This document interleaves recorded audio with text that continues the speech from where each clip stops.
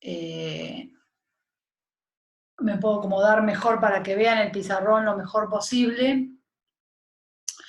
Y creo que ahí estaría mejor que ayer. Bueno, vemos. A ver cuántos hay, 47. O sea que ya arranco, ¿eh?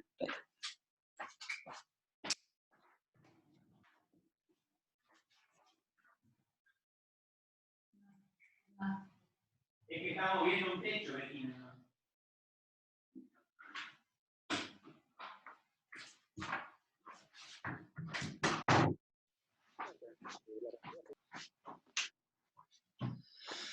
Bueno, acá estoy. Hola Irene, y hola a todos. Ahí ya puse a grabar, así que quédense tranquilos.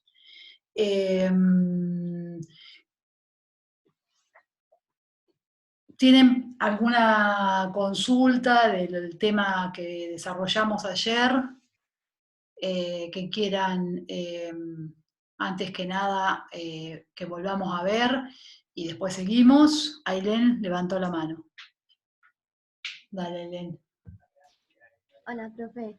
¿Cómo estás? No, yo me quedé con la intriga, me quedé con la pregunta en la boca, Sí, que cuando hablábamos del sentido del gusto, sí. no dijimos nada con respecto al sabor picante. Y yo quería saber qué pasaba con eso.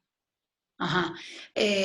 Bueno, el picante, a ver, la molécula que nosotros somos capaces de reconocer, que tenemos canales iónicos que, digamos, responden a, a esa determinada molécula que es parte, digamos, del picante, que se llama capsaicina.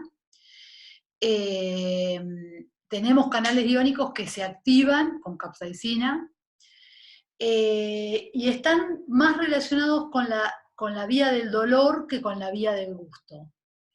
Ahora, si vos me preguntás, por lo menos hasta lo que se sabe en los libros de texto, receptores para capsaicina dentro de las vías del gusto no están descritos. Sí es probable que en las vías del olfato hay muchas moléculas. Bueno, la capsaicina no es que sea una sustancia volátil, pero digamos, cuando los compuestos picantes no solo tienen capsaicina, sino que están compuestos como todos los productos naturales, de diferentes sustancias, ¿no? Ahora, la percepción picante que nosotros sentimos, como vos bien decís, ¿cómo se forma? Si se forma con una parte de gusto, perdón, una parte de olfato y una parte de activación de las vías que llevan información de dolor, que ahora después les voy a explicar un poco en qué consisten, no te lo sé decir con exactitud. Podemos buscar, pero no están descritos receptores de gusto de picante dentro de lo que son las vías gustativas, hasta donde yo sé. Pero, Bueno, pero podemos buscar. Lo que pasa es que viste que nuestra percepción del gusto es mucho más compleja que solamente ¿cómo se llama? Lo que dijimos ayer, el salado, el dulce, el amargo, es mucho más compleja y se integra con un montón de otros estímulos sensoriales que llegan conjuntamente en el momento que nosotros ingerimos un alimento, que se activan receptores táctiles que nos permiten, por ejemplo, distinguir una textura del alimento, receptores de temperatura que nos permiten saber si el alimento es caliente, tibio, frío, helado, ¿sí? Y del conjunto, digamos, de esos estímulos aparece la percepción gustativa. Pero ya te digo, hasta donde yo sé, desconozco que haya receptores gustativos que expresen estos canales iónicos, que es una familia en particular, que son sensibles a capsaicina. Pero se puede buscar, capaz que, digamos, que sí hay, y bueno, no están descritos, o esta familia de canales sensibles a capsaicina es una familia de canales iónicos mucho más nuevas en el conocimiento, se han descrito bastante asociadas a las vías del dolor, pero por ahí están en otros tipos celulares, tal vez expresados en menor cantidad o, o solo en algunas células gustativas. No te lo puedo decir con exactitud. Bueno, gracias, profe, era por curiosidad nada más. Sí, no, está bien, o sea, hasta lo puedo buscar, se puede buscar a ver qué hay de eso. Es interesante la pregunta. Bien. ¿Alguien más tiene alguna pregunta que sea de curiosidad? Digamos, las preguntas que son de curiosidad, o si no las sé, les digo que no las sé. Si surge alguna otra pregunta de algo que no se entendió ayer, de las vías sensoriales, de cómo son las sinapsis, vamos paso a paso y no se queden con dudas, acumulando dudas, digamos, porque no tienen demasiado sentido. Aprovechemos la clase. Ya después, si no tienen más dudas, sigo. ¿Seguimos? Bueno, les traje hoy sí. A ver, Pablo, sí. Pablo, claro, bien, tal cual. Es el motor del aprendizaje, coincido con lo que dice Pablo, es lo que nos lleva a saber un poco más de lo que cada vez, o sea, es justamente eso, cuando uno hace investigación, o muchos de ustedes seguramente se van a dedicar a investigación, si no son curiosos, cuesta, digamos, ir para adelante, ¿no? Y con el mundo hoy del conocimiento, en todos los temas, sobre todo en la fisiología, hay muchas cosas, digamos, cuando ya las cosas se estudian y tienen y son robustas y lo demuestran en distintos lugares, eso va a los libros de texto. Pero después hay un montón de investigación en papers y demás, que bueno, se ponen a prueba hipótesis, se hacen experimentos, capaz que lo que vos estás diciendo es una hipótesis que anda dando vuelta en el mundo del campo de la fisiología sensorial gustativa. Yo como no estudio eso, no te lo sé decir, pero es cuestión de buscar. Camila. Sí, ¿cómo están? ¿Qué tal? Quería preguntar respecto a ayer que hablamos de las distintas, digamos, vías de señalización hasta llegar a la materia blanca, me parece que es, o sea, la corteza. Sí. Digo, ¿por qué no percibimos cualquier sensación, gusto, olor, lo que sea, antes de que llegue ahí? ¿Qué hay ahí que hace que nos dé esa percepción? Oh. No sé.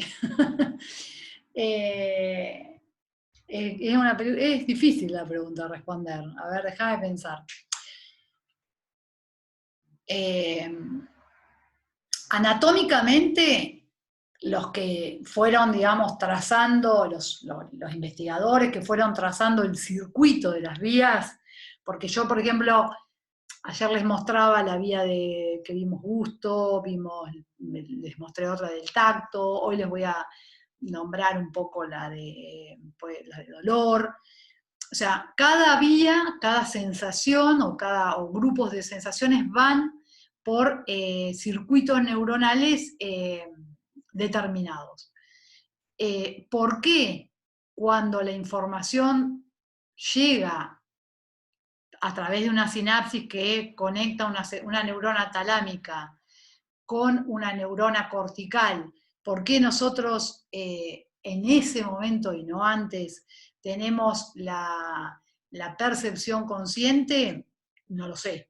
Es lo que hablábamos también en la primera clase, son estas cosas de por qué es así. Lo que sí sabemos es que la región del cerebro, del encéfalo, que nos permite la conciencia, lo que denominamos la conciencia, con todo lo que ello implica, se localiza en esa región del encéfalo.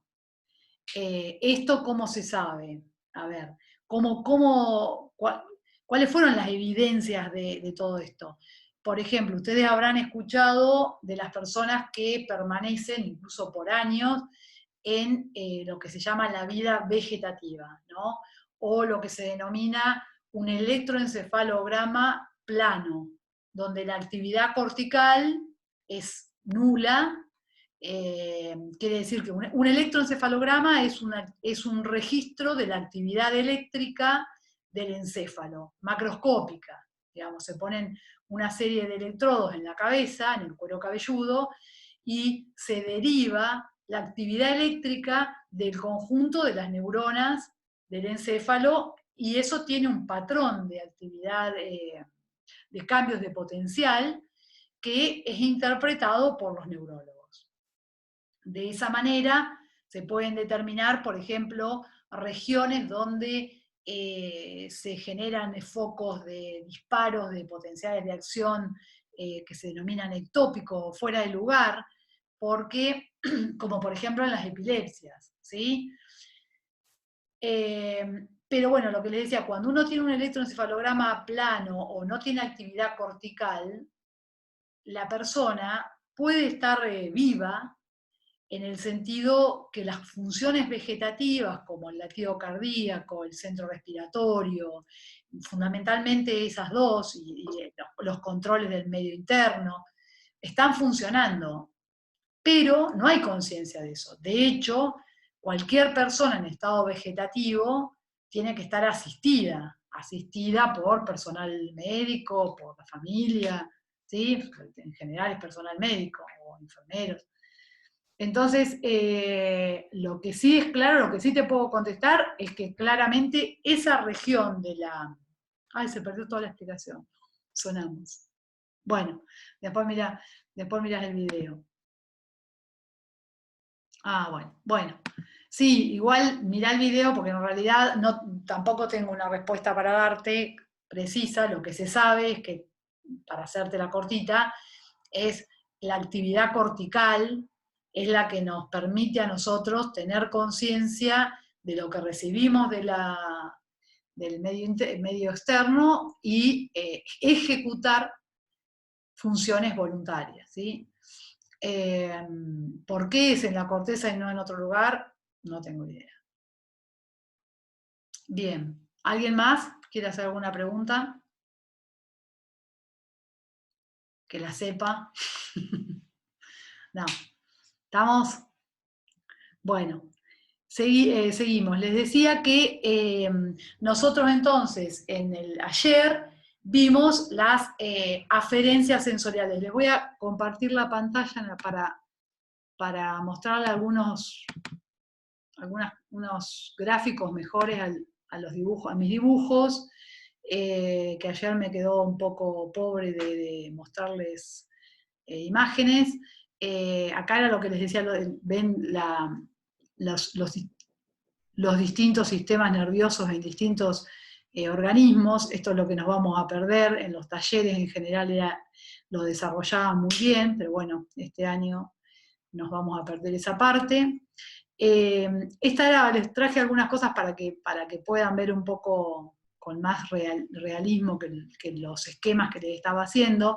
Fíjense, esta es real, digamos, es una tomografía, creo que es una tomografía, donde se puede ver el encéfalo. Fíjense, todo el encéfalo alojado en la caja craneal, en el cráneo, y tienen esta zona que yo les decía es el tronco encefálico, que después se sigue con la médula espinal. Fíjense que la diferencia de volumen entre el encéfalo y la médula, y este que está acá más rosado es el cerebelo, que es como un pequeño, digamos, cerebro, donde tiene muchas conexiones con la médula, con la corteza cerebral, con distintos núcleos del encéfalo.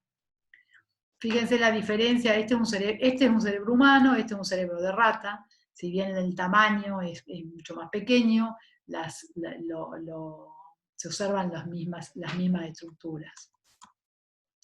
Después les quería así arrancar la clase con mostrarles, yo ayer les dibujé una neurona muy esquemática, pero en realidad son mucho más complejas. Estos son unos dibujos emblemáticos, históricos, que siempre viene bien hacerles un homenaje a Santiago Ramón y Cajal, que fue un investigador español, que dedicó su vida a mirar preparados histológicos y dibujarlos con tinta. Estos están dibujados a mano, lo que él veía en su microscopio, y después cuando se hicieron las tinciones de las neuronas, se observaron que eran bastante parecidas a los que él dibujaba.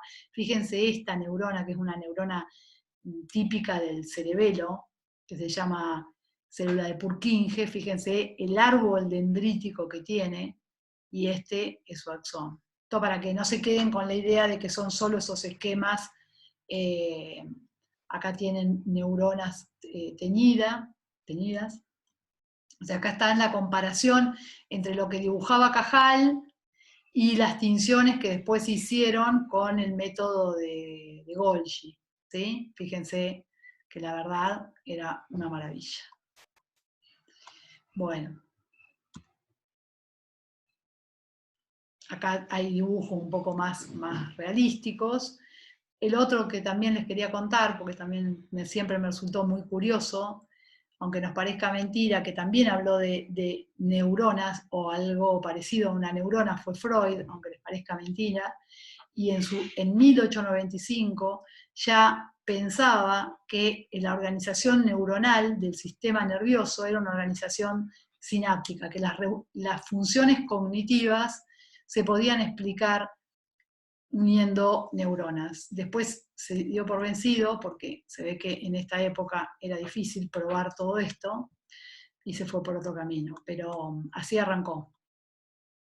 Bien, y después llegamos a estos esquemas, ¿no?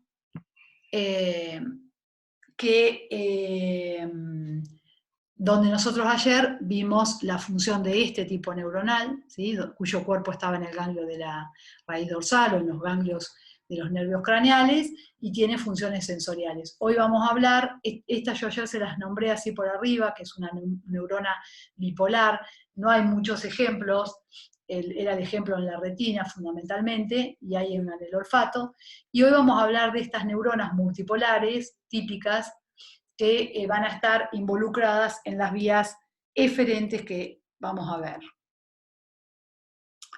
Bueno,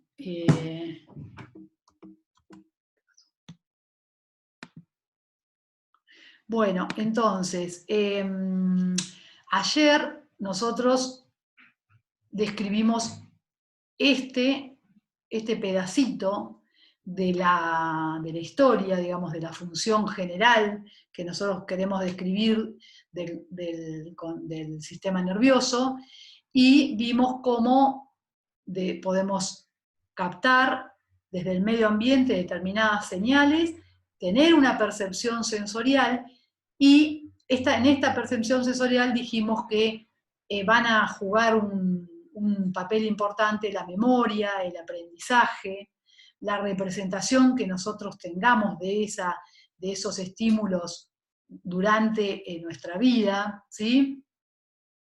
Y hoy vamos a hablar vamos a empezar a hablar de una de las vías eferentes que nos generan o nos permiten la motricidad.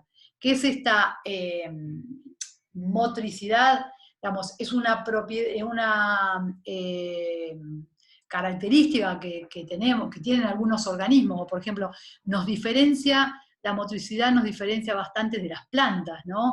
Nosotros no podemos tomar el alimento del lugar, estando estáticos en un lugar, no podríamos alimentarnos. Las plantas no tienen motricidad y tienen toda la maquinaria necesaria para poder nutrirse en el lugar donde están. Nosotros, la motricidad, por ejemplo, una de las, les diría, de las funciones fundamentales para nosotros es el movimiento a la búsqueda de alimento para nuestra sobrevivencia, y además funciones importantes, motrices, como por ejemplo masticar, como por ejemplo, bueno, hablar, no sé si será vital, pero tiene, digamos, para nosotros representa en nuestra vida un gran elemento, y lo llevamos adelante con funciones motoras. Y respirar, como ayer me preguntaban, que hoy lo vamos a desarrollar un poco con más profundidad. Por decirle algunas, ¿no? Bien.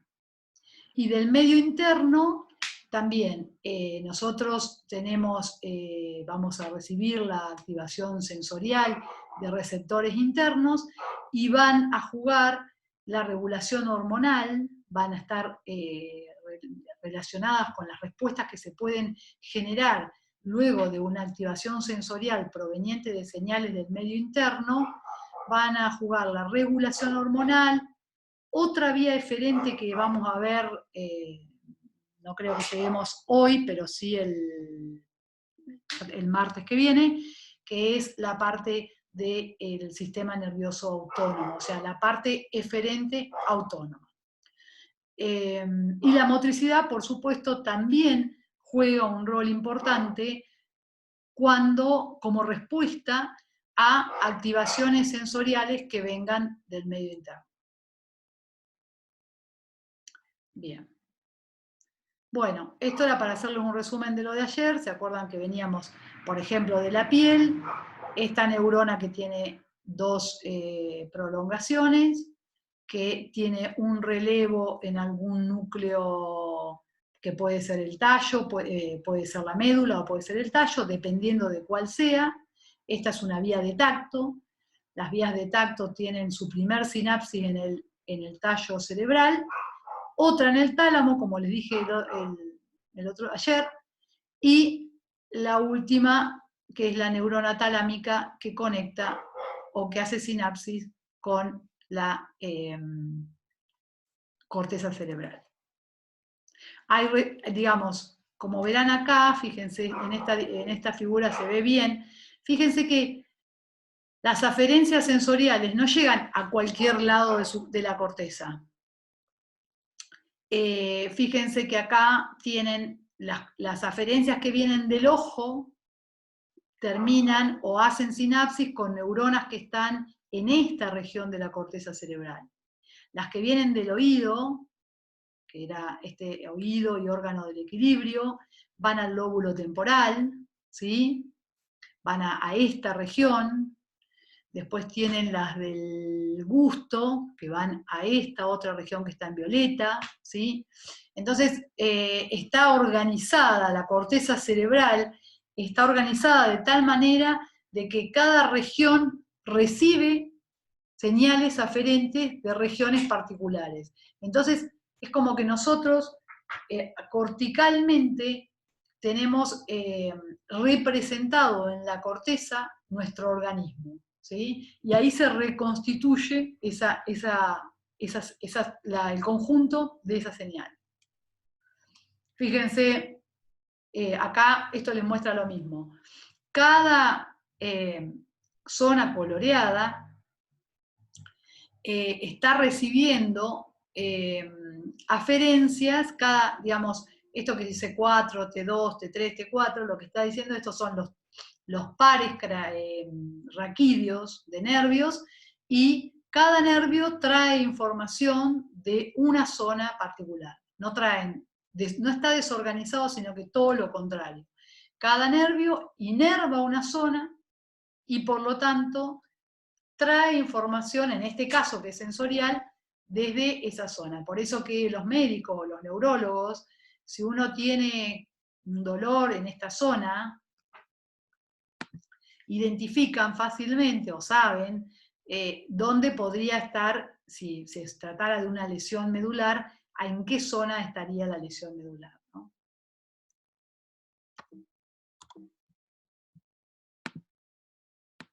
Bueno, esto lo voy a pasar porque lo vimos ayer. Les quería mostrar un poco esto de las distintas vías. Me había quedado, hablamos algo de esta sería como la terminación neuronal donde se ubican los canales iónicos. Estos nombres que ven acá, solamente se los puse para que vean que cada tipo de neurona que está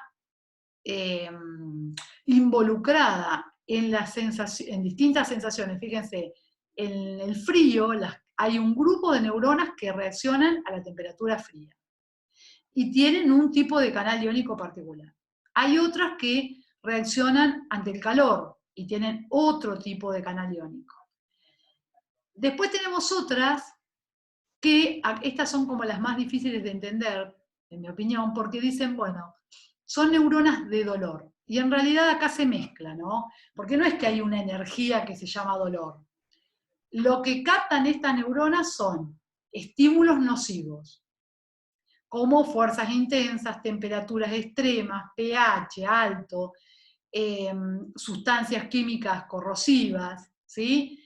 Esos estímulos nocivos, hay canales iónicos que se activan en ese rango de magnitud de estas energías y codifican de la manera que ya hablamos una señal, un potencial de receptor, una frecuencia de potenciales de acción, pero cuando esta vía llega a la corteza, nosotros no decimos ni qué calor ni qué frío. Lo que decimos o lo que reportamos es que sentimos dolor, ¿sí? Y cuando reportamos dolor, lo tenemos asociado a partir de nuestro aprendizaje y a partir de nuestras experiencias a una sensación displacentera que después termina, ya voy Sofía, que después termina en distintas actitudes, porque después nosotros aprendemos que muchas veces el dolor es una señal de alerta para el organismo para tomar determinadas actitudes. Después uno aprende eso, pero cuando uno es muy chiquito y siente dolor, en general es muy difícil que uno como asistente de un niño, de un bebé, sepa qué está sintiendo, ¿sí? Porque son sus primeros aprendizajes de esas sensaciones. Sí, Sofía, ¿querías decir algo? Sí, pero te quería preguntar, ¿a qué te referís con pH ahí? Porque, Sí, o sea, yo lo interpreté como algo del medio interno, de lo que hablábamos ayer, viste, cuando hay señales que se disparan y nosotros no somos conscientes. claro. Y no sé si es eso, pero no entiendo cómo podría yo sentir dolor o qué. No. No sé. El pH ahí está referido en realidad, uno tendría que decir concentraciones de protones extremas, Bueno, fuera del rango, habrá que ver estos canales en qué rango reportan, en qué rango cambian su actividad, pero vos pensá esto, si tu piel, por ejemplo, está en contacto con ácido clorhídrico, ¿no? pH extremo, me refiero a bajo. Lo que vas a sentir como sensación de la piel en contacto con el ácido no es que está reportando la concentración de protones, como sí lo hace dentro de un rango normal, sino que ahí va a estar reportando el daño.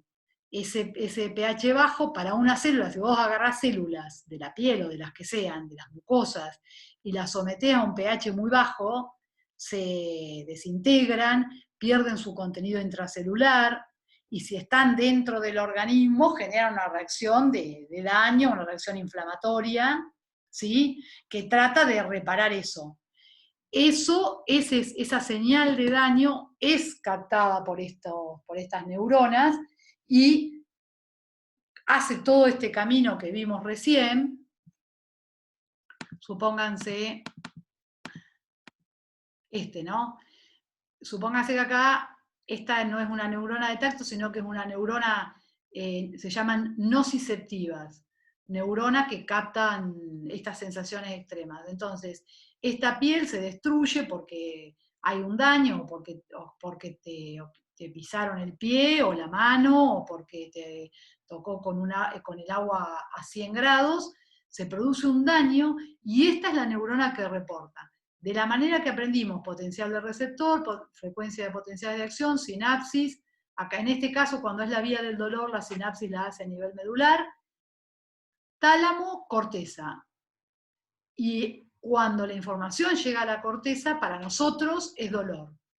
Y ahí, bueno, dependerá de lo que hagamos. Pueden aparecer como respuestas conductuales muchas. Si te quemaste, puede ser que vaya a ponerte algo frío. Te puedes ir dependiendo de tu aprendizaje, de tu cultura, te puedes largar a llorar, podés aguantar, quién sabe. Pero lo que sí es cierto es que esa magnitud de esa señal va a generar un estímulo de dolor. ¿Sí? Por eso muchas veces decimos, y siempre recalcamos esto, sobre todo con los estudiantes de farmacia, que cuando nosotros anulamos a través de fármacos calmantes o que digamos, inhiben en las vías del dolor, estamos realmente sacando una función, una señal de alerta para el organismo que puede ser peligroso, porque el dolor, si no se trata de un dolor relacionado a una causa patológica conocida, el dolor en realidad es protector del organismo.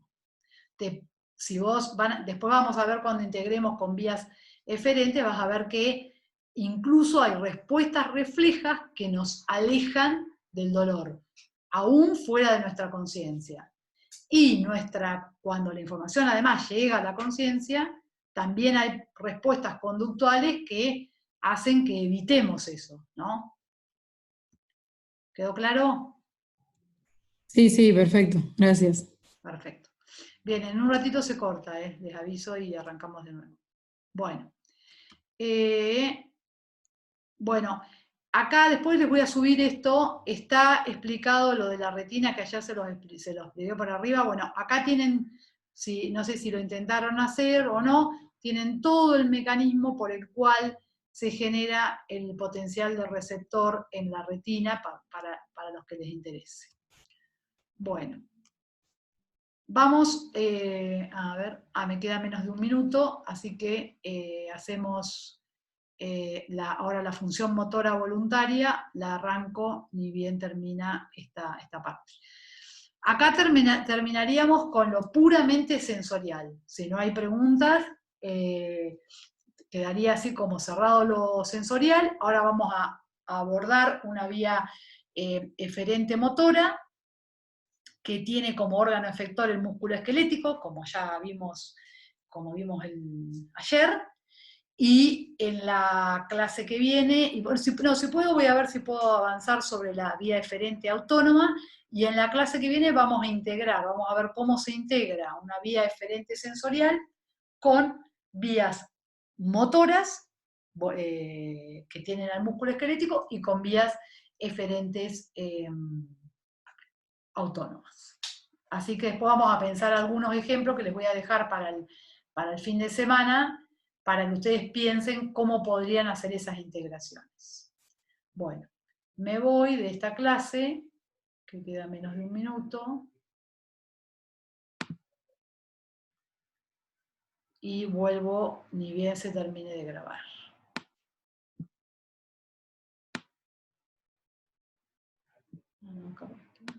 No.